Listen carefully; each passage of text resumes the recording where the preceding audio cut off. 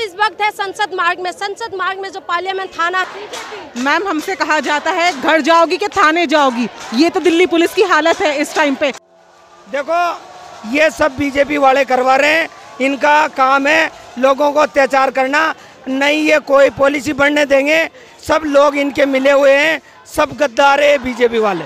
पंडित पंत मार्ग में आप लोग गए हुए थे, तो वहाँ से लेके यहाँ तक का पूरी कहानी कैसे हुआ, कैसे यहाँ तक पहुँचे आप? हम बहुत आराम से जा रहे थे, तो वहाँ पर जो जेंट्स लोगों को जबरदस्ती मार के बुरी तरह मार के उनको जबरदस्ती बस में चढ़ाया जा रहा था। और खास तौर पे एक सर जो सिविल ड्रेस में थे, व्हाइट यूनिफॉर्म में, लेडीज के साथ जबरदस्ती हाथ पकड़ के उसे बुरी तरह से खींचा गया। उसके सारे शरीर पे चोट है और यहाँ आके ऐसे चनों से खूब थप्पड़ मारे हैं और ये वीडियो वायरल भी हो गई। लेकिन किसको थप्पड़ मारे? उस लेडीज को ब्लू कलर के सूट में है वो लेडीज को थप्पड़ मारा, खूब खींच के उसके थप्पड़ मारे गए हैं उस लेडीज को। और उसे जबरदस्ती, वो सिर्फ ये कह रही थी कि सर मैं अपने घर जा रही हूँ, लेकिन फिर भी उसको जबरदस्ती खींच के और बस में चढ़ा दिया उसे और फिर उसको ले गए वहाँ से। क्या देखते हैं आप? देश की बेटी है, देश की महिला है और आप महिलाओं के साथ इस तरीके से व्यवहार हो रहा है, क्या कहना चाहते हैं आप? कुछ नहीं सर, हम सिर्फ इतना कहना चाहते हैं कि हम बहुत ही आराम से अपना ये आंदोलन कर रहे हैं, लेकिन ये लोग अपनी बदतमीजियों पे आ चुके हैं।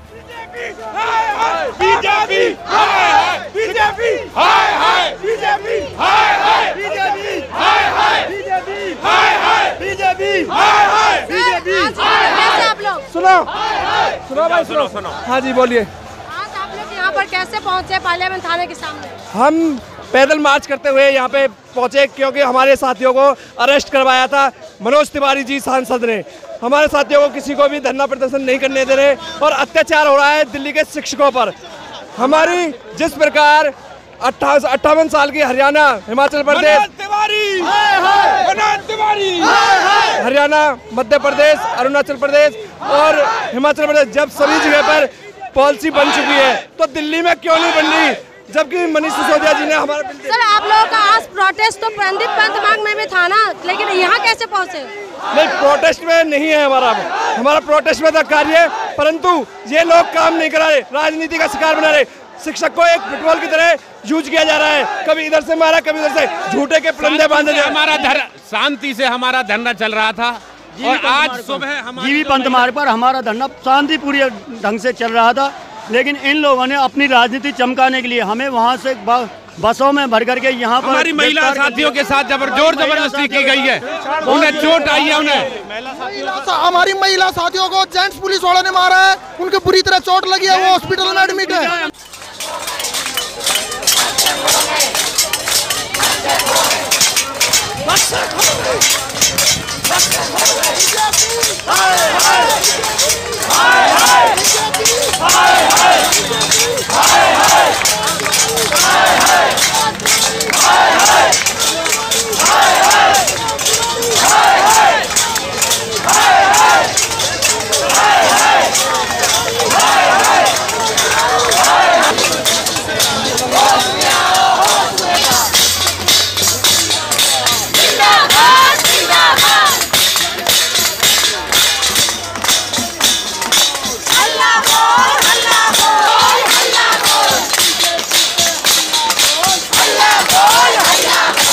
सबसे बड़ी बात यह है कि शिक्षक जो है एक राष्ट्र का निर्माता होता है, शिक्षक एक राष्ट्र का निर्माता होता है और देश भर के स्कूलों में जो है भविष्य पलता है और बड़ा होता है।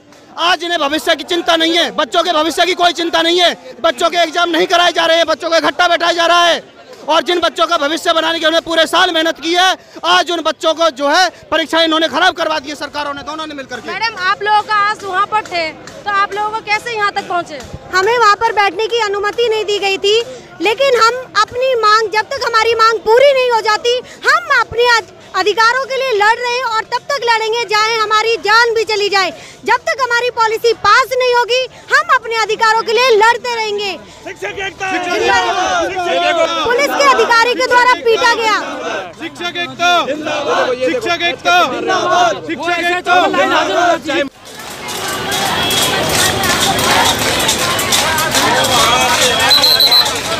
हेलो मैम, मैं गेस्ट टीचर हूँ। हमारे पुलिस वालों ने ऐसे मतलब क्या बोलते हैं लठ मारे हैं, कार्यालय की तरफ जा रहे थे तो मतलब क्या बोलते हैं औरतों के साथ भी अत्याचार करें, शिक्षकों पे ऐसे अत्याचार हो रहा है।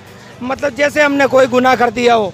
हम अपने हक की लड़ाई लड़ रहे हैं, मगर मतलब कई लोगों के तो ऐसे खून तगात निकाल दिए इन लोगों ने।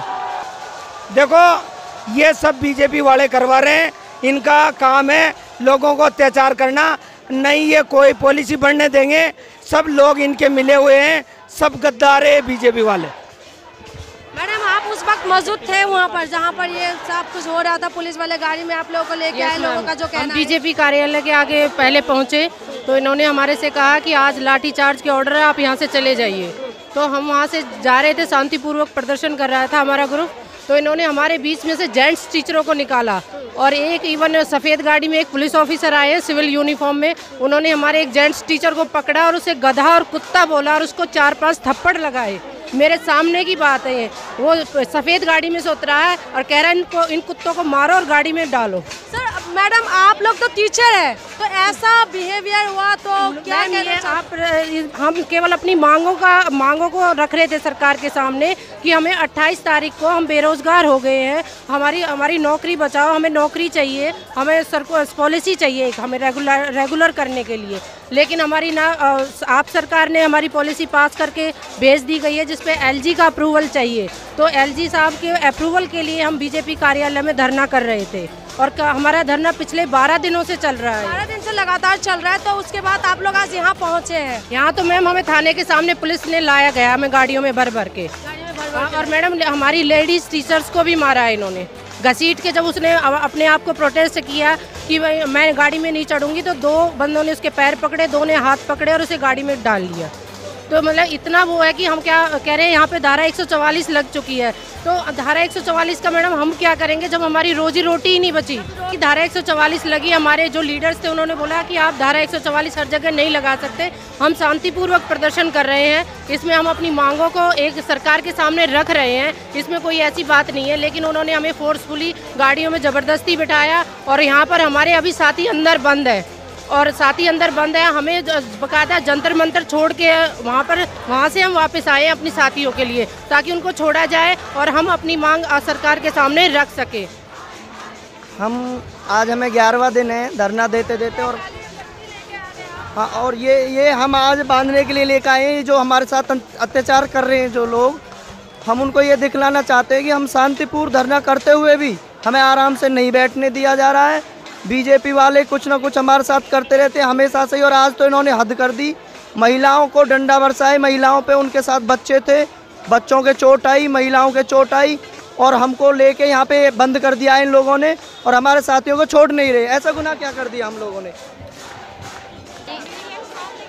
आप उस वक्त मौजूद थे जहाँ से बस में भर के आप लोगों को लेके आए थे? जी हाँ, हम उस वक्त वहाँ मौजूद थे और वहाँ से भर कर हमारे बहुत सारे साथियों को बस में लेकर आया गया और लेडीज़ पुलिस ने हाथ भी उठाया और मेल के ऊपर भी हाथ उठाया गया और क्या कहते हैं अपने डंडे से उनको मारा गया है। और हम ये चाहते हैं कि हमें इंसाफ मिले क्योंकि ये हमारा लोकतांत्रिक अधिकार है कि हम कहीं पर भी बैठकर अपने हक के लिए बोल सकते हैं। Right to freedom. प्लेट और चम्मच लेके ये प्रदर्शन कर रहे हैं आप लोगों का, आप लोगों के हाथ में तो पेन और कागज अच्छा लगता है, ये कौन सा भारत का नया छवि दिखा रहे हैं? जगाने के लिए, उनको नींद से जगाने के लिए कुछ तो अब हमें करना ही पड़ेगा ना। अब तक हम बहुत अच्छे से खामोशी से हर काम को करते रहे हैं, बहुत अच्छे से डिसिप्लिन में रह के हम टीचर्स हैं, हमने हर काम डिसिप्लिन से किया है।